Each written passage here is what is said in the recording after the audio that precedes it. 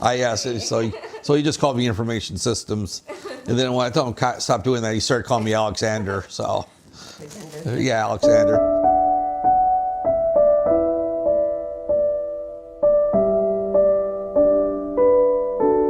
Assalamualaikum, I'm Farina Farouk.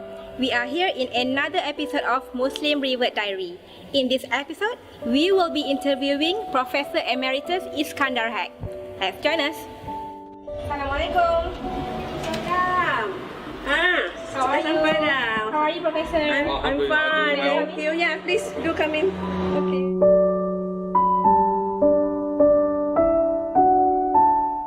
Assalamualaikum. Professor Iskandar, thank you for being with us today. So maybe you could introduce yourself and your wife and how long you have become a Muslim. Okay, all right.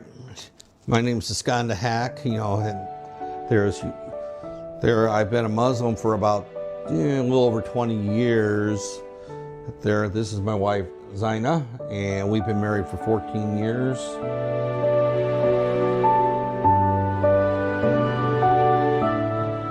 My background before Islam is that of a very weak Christian.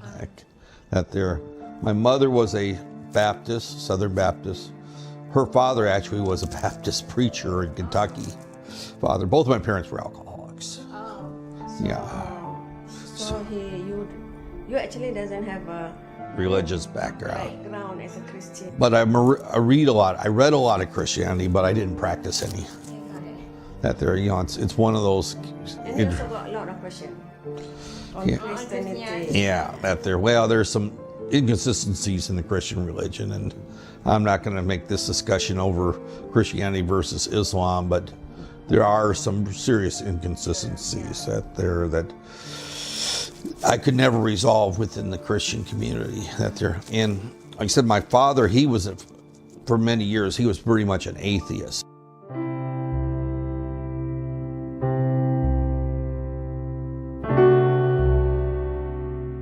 It was more of a slow process. It wasn't a defining moment. The big issue that I had with Christianity was that if you understand or have ever heard the Easter story. Easter? The Easter story when Isha, or Jesus, I'm going to refer to him as Jesus since I'm reciting the Christian story. When he came to Jerusalem just before the crucifixion, there was a period where he went into the Garden of Gethsemane and prayed to God for a long period, and then shortly after that, if Jesus is the God as the Christian faith says, who was he praying to? So, that's a huge question. So, Islam typically answer that question. And I also grew up around a lot of Jewish people. I'm originally from Minnesota, and we lived near an area in St. Paul called Highland Park, which was predominantly Jewish at that time. So I knew a lot about the Jewish faith there. And Islam is very similar to the Jewish faith.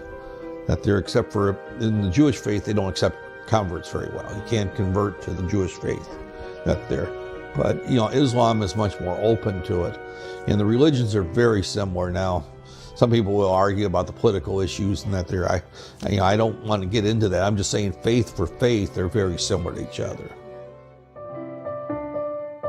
Maybe you can share with us funny moment when you learn about Islam.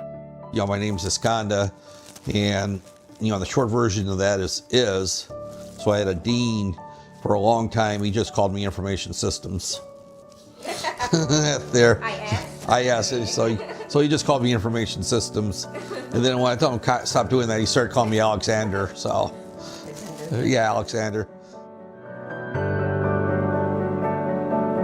Final question would be, what would you say to the new Muslim out there? Well, the major thing I would say is, you sometimes have to have a little bit of a thick skin, because you'll get a lot of advice from people that don't necessarily know what they're talking about. They may be born a Muslim, but they have a lot, Islam is very complex. There's cultural influences that come from the Middle East. There's cultural influences that come from Malaysia, some that come over from Indonesia, India. You know, those are the most common ones you find in Malaysia, and they're not all right. You know, so you have to kind of dig into it, you know, read a lot.